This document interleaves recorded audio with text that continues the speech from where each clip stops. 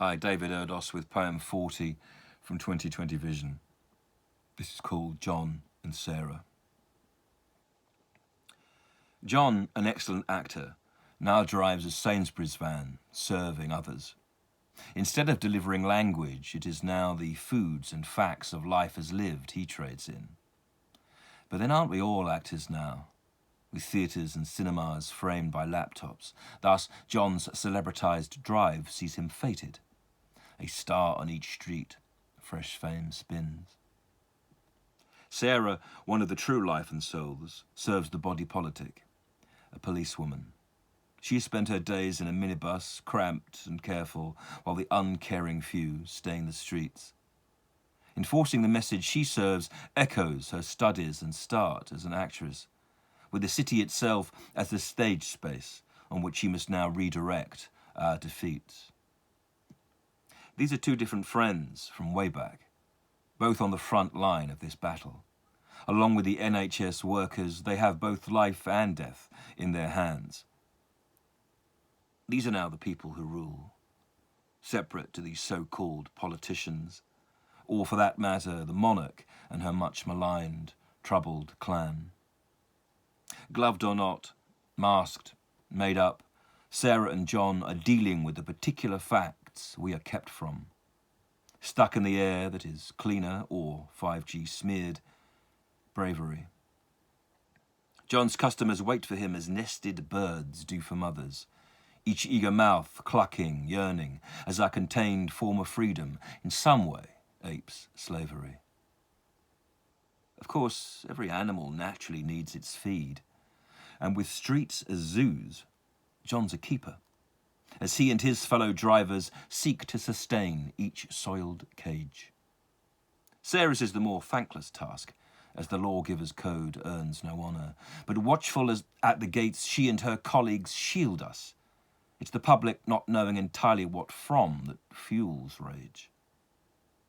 Everyone does what they can, apart from those that can't, who fall useless, such as myself.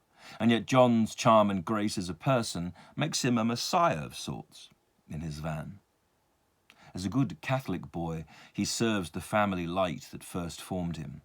And while Sarah's religion glows from the woman she has always been, she's her plan. Having to work the day through means she has precious little time with her daughters.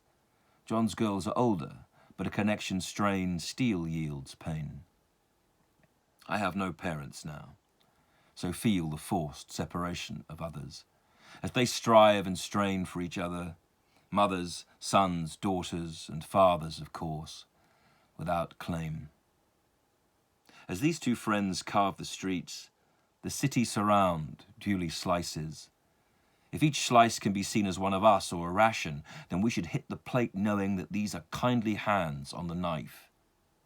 Of course, it wasn't their choice to cut, and someone else did the shopping, or made the list they both follow. So as nest seeks bird and I wife, these two old friends feel the gap with the sheer force of will they are serving, both to themselves and their loved ones, as their work becomes sacrifice.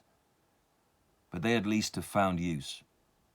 The front line remains a long sentence, filled by police, postmen, drivers, cleaners, road sweepers, nurses, doctors, porters, and all of those close to death. My loneliness fades when fueled by a charged sense of purpose. I am writing my way to reach people in a pale effort of theirs with each breath. As John and Sarah risk theirs, we see the true finishing point of this struggle. Community becomes recognition, not of the great, but the small. The grander gestures we've seen as TV itself caters to it. But with the food of proper care and provision, we start to see the glory slide through the fall. So John and Sarah work on, and all of the others just like them. Two friends of mine, whose souls echo the simple signal sound of hope's call. David Erdos, April the 20th, 2020.